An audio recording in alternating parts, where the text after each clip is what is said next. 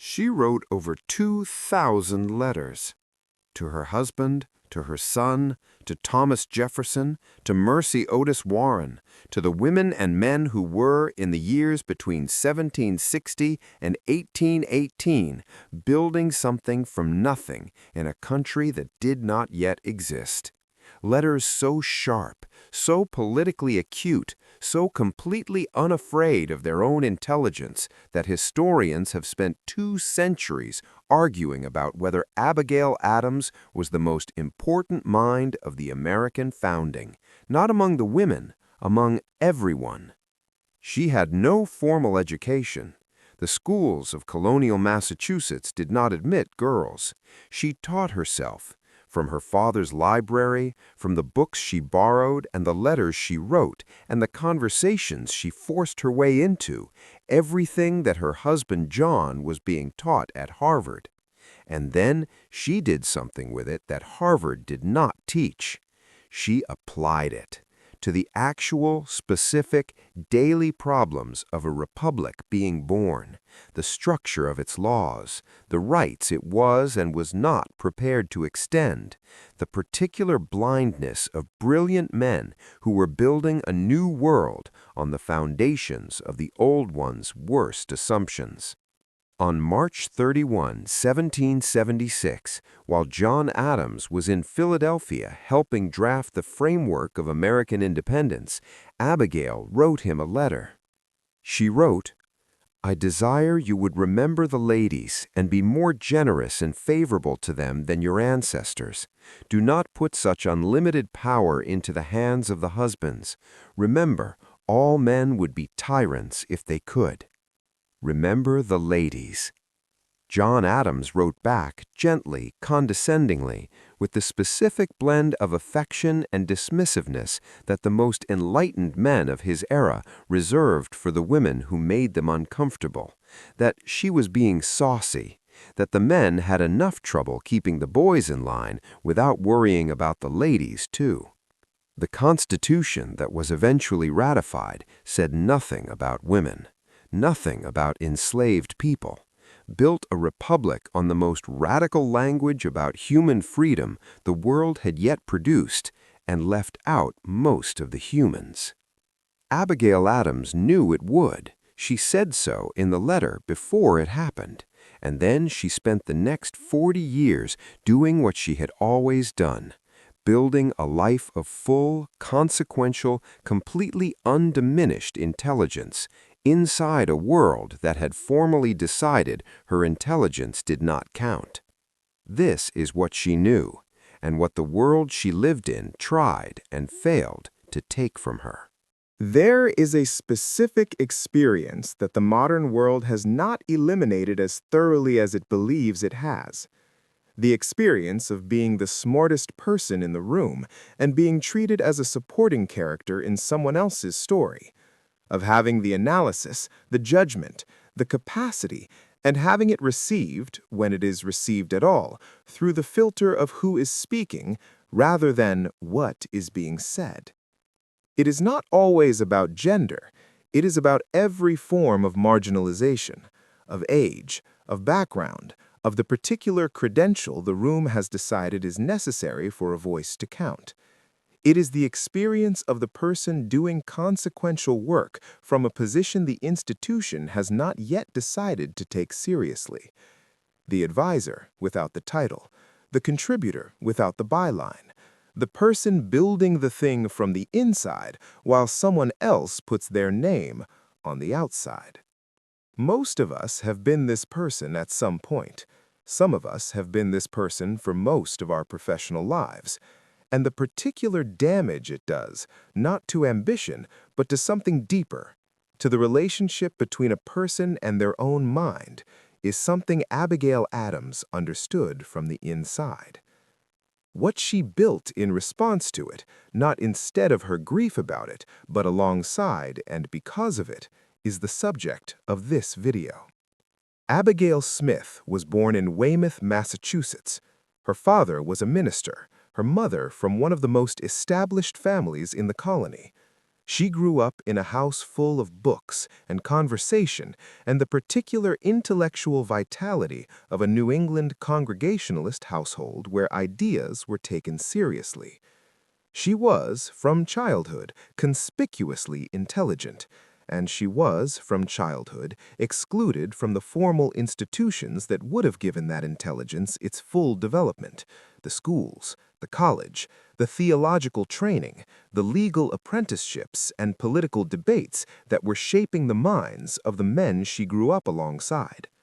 She wrote about this exclusion later in life with a precise and unsentimental clarity: that it had been a deprivation, that she had felt it as a deprivation, that the education she had assembled for herself from the margins was real but incomplete in ways she could always feel. And then she married John Adams and discovered that the marginalization was not going to end with marriage to a man who respected her, only change its shape. John Adams was away for most of their marriage, not by neglect, by necessity: the Continental Congress in Philadelphia, the diplomatic missions to France and the Netherlands and England, the vice presidency, the presidency. The 8 years that the Adams family spent in the centers of power of the new republic were years during which Abigail managed everything else: the farm in Braintree, the finances, which were, for most of their marriage, genuinely precarious, the education of their children, including the son who would become the 6th President of the United States, the network of correspondence that kept John connected to Massachusetts politics, the emotional and practical architecture of a household that was, functionally, being run by one person. She was not a political wife in the modern ceremonial sense. She was a co-architect of the family, of John's political career, of the intellectual framework that shaped his thinking at every significant turning point of the founding. And the letters are the record of that architecture. Written not for posterity, she wrote with an immediacy and an honesty that suggests she was not thinking about history, but because she needed somewhere to put the intelligence that the formal world would not receive. She wrote to John about monetary policy, about military strategy, about the character of the men he was working with and the character of the men he should not trust, about the philosophical foundations of the new republic and their specific, practical implications for how it should be built. John read the letters, used the analysis, consulted her judgment at every major inflection point of his career, and then went into the room Abigail was not permitted to enter, and made the arguments. She knew exactly what was happening, and she did it anyway. Not because she had made peace with the injustice, because the work was real, the republic was real, the stakes were too high to withhold her intelligence simply because the world was not prepared to acknowledge it properly. There is a letter written in 1797 when John had just become president and Abigail was preparing to take on the role of First Lady, a role for which no template existed, that I want to stay with. She writes to her sister Mary about the specific difficulty of being a woman of her intelligence in a position that was publicly ceremonial and privately consequential. She describes the management of the president's house, the navigation of the political relationships that required her constant attention, the weight of being the person everyone talked to on the way to talking to John. And then, in the middle of a paragraph about household accounts, she writes something that stops the letter entirely. These are times in which a genius would wish to live. It is not in the still calm of life or the repose of a Pacific station that great characters are formed.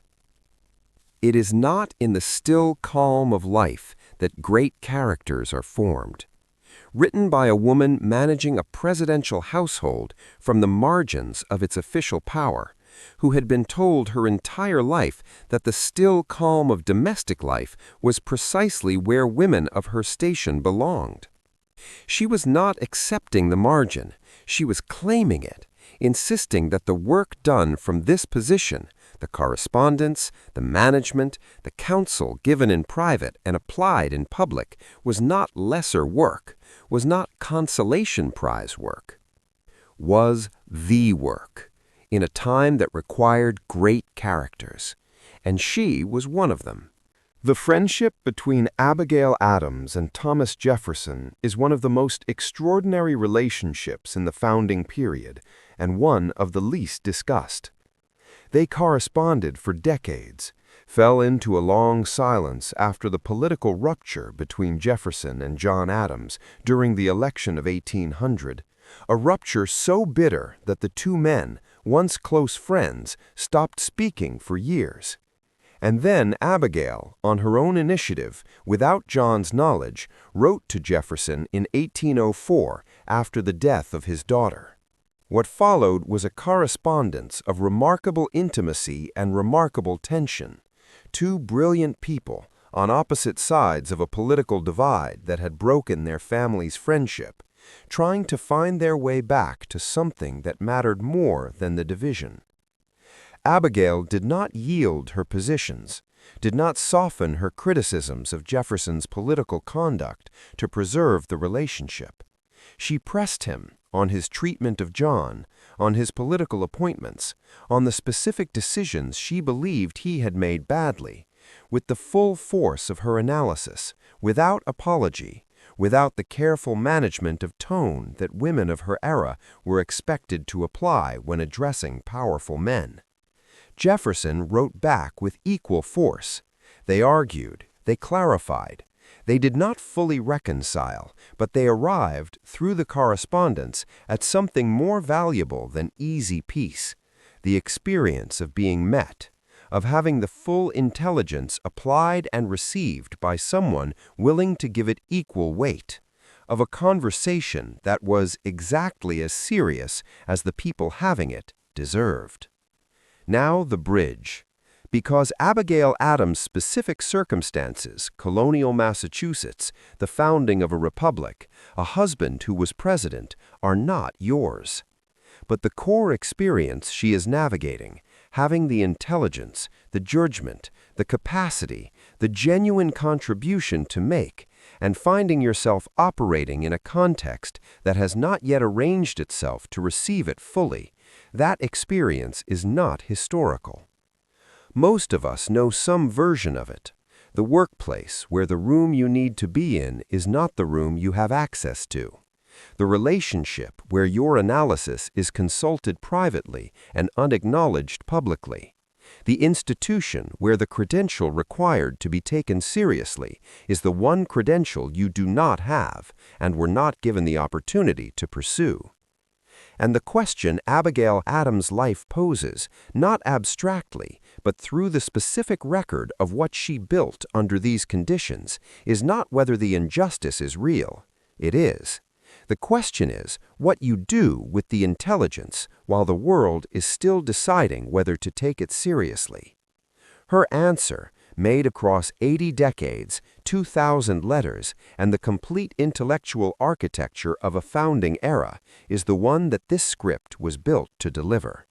You use it anyway, fully, without apology, without withholding it until the world arranges itself to properly receive it.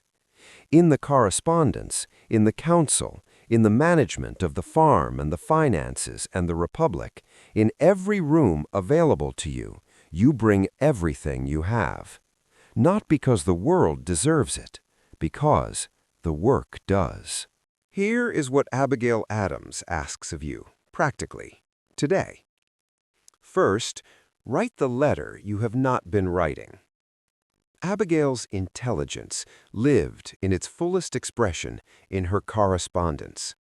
Not because correspondence was the only channel available, but because it was the one where the full force of her thinking could land without the social management that in-person exchanges required. There is a letter you have not been writing. Not a complaint, an argument. The analysis you have been carrying that has not found its channel. The position you have been holding privately that has not been stated publicly. the assessment you have been giving in fragments, carefully, with the volume adjusted for the room, written out for once, at full volume. Write it, to whoever should receive it, or to no one, to the record, as Abigail often seemed to be writing to the record, but write it as if your intelligence is not a liability to be managed, but a resource to be fully deployed. Second, stop adjusting the volume. Abigail Adams did not adjust her intelligence downward for the rooms that were made uncomfortable by it. Wrote to Jefferson at full force. Wrote to John at full force. Pressed the men who ran the Republic with the same precision she would have wanted applied to her own arguments. Identify one relationship, professional or personal, where you have been operating at reduced capacity, where the version of yourself that shows up has been edited for palatability, where you have been giving a portion of what you have because the full version seemed like too much for the room. Bring the full version once. Not aggressively. Abigail was never aggressive. Precisely, with the complete, unhurried, completely self-possessed confidence of a woman who had decided that her mind was not subject to the room's permission. Third, claim the margin as the work. Abigail never had the official role, never stood in the rooms where the formal decisions were made, did her most consequential work from the position the world had assigned her, and refused, consistently and without drama, to treat that position as lesser. Whatever your margin is, the unofficial role, the uncredited contribution, the work done without the title that would make it visible, do it as if it is the main thing, because in Abigail's understanding and in the evidence of what she actually produced, it was. The farm in Braintree was not a consolation prize. It was where she built everything that made the rest possible. Fourth, find your Jefferson. Abigail wrote to Jefferson across a political divide, through a family rupture, in a correspondence that required more courage than most people apply to relationships that are not already broken. There is someone in your life, or someone who should be in your life, who is capable of meeting your full intelligence with equal force, who will argue back, who will not manage your thinking down to their comfort level, who will give you, in the correspondence or the conversation, the experience of being met completely. Find that person, or find your way back to the one you have allowed the political weather to separate you from. Abigail knew what that correspondence was worth. She reached across the rupture to begin it, because the alternative, the still calm, the repose, the Pacific station, was not where great characters were formed. I want to close with the last significant letter Abigail Adams wrote. She died in October of 1818. She was 73 years old. John Adams outlived her by 8 years, dying on the same day as Thomas Jefferson, July 4, 1826, 50 years to the day of the Declaration of Independence. In her final months, Abigail was ill, but still writing. The letters became shorter, the handwriting less steady, but the intelligence did not diminish, did not soften into sentiment, did not become the graceful, gentle, philosophical leave-taking that the world might have expected from a woman of her age and station. She was still pressing, still insisting, still applying the full force of a mind that had been building its arguments since 1760, across 2,000 letters, across a revolution and a republic, across the specific, personal, completely unresolved injustice of a world that had taken everything she had to give and given her formal credit for almost none of it. And she had done it anyway, the whole of it, without withholding, without the bitter diminishment that would have been entirely understandable and entirely forgivable. Not because she was saintly, because she had understood early and permanently that withholding her intelligence was not a protest. It was a gift to the world that decided she didn't count. She counted. She always counted. And the 2,000 letters, the arguments and the analyses and the counsel and the love and the fury at the injustice, all of it written in full, at full volume, to anyone willing to receive it, are the record of a woman who decided that the world's refusal to acknowledge her intelligence was the world's problem to solve, not hers to accommodate. Here is the question Abigail Adams leaves us with today. Not from the official record, from the letters, the ones she wrote in private, at full force, to whoever was worthy of receiving them. Where have you been adjusting your intelligence downward for a room that does not deserve the full version? And what becomes possible in your work, in your relationships, in the republic you are building with the years you have left, when you decide that the room's discomfort with your full capacity is not your problem to solve? Leave that in the comments, because that answer, your Abigail answer, written at full volume without the apology inserted at the end, is not a small thing. It is the letter. Remember the ladies. Remember yourself. I'll see you in the next one.